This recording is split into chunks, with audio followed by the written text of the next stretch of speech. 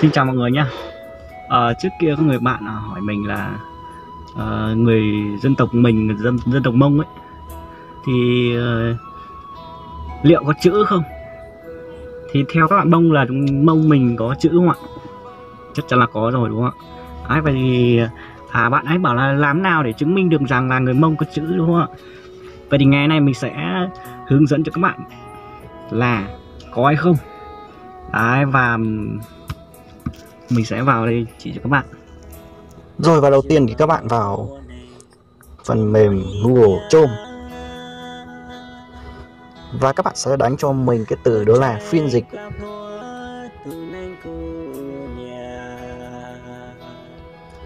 Đấy, phần phiên dịch này nó sẽ có cả tiếng Anh này, tiếng Anh dịch ra tiếng Việt này, và ngoài ra nó sẽ có cả tiếng Mông này. Các bạn thấy tiếng Mông. Nếu các bạn chưa thấy ở phía trên này thì các bạn lướt ở phía dưới này sẽ có nhé. Đấy, mình sẽ chọn tiếng Mông này. Tiếng Mông dịch ra tiếng Việt, các bạn xem nhá. Chắc chắn là nó sẽ chuẩn đến 95% nhá. Có chữ. Ví dụ mình ghi là tôi thích bạn của Nghĩa Cộng. Đấy, các bạn thấy chưa? Tôi thích bạn này. Đó, hoặc là mình đánh thêm từ Nuno Odachi. Đấy, các bạn thấy chưa?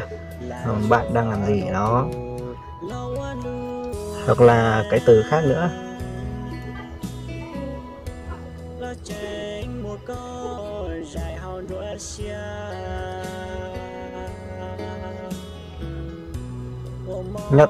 Nhót tỏ cỏ.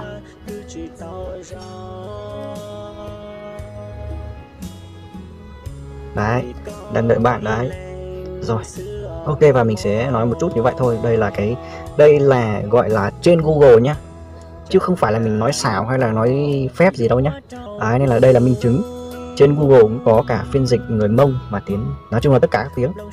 Rồi, và đây là cái minh chứng để cho bạn hiểu được rằng là người Mông có chữ hay không. Thì mình hy vọng là bạn đừng nên coi thường dân tộc Mông của bọn mình nữa, bởi vì chúng ta là sống ở cùng một cái đất nước mà. Đấy, nên là hy vọng chúng ta tôn trọng nhau và cùng hòa hợp.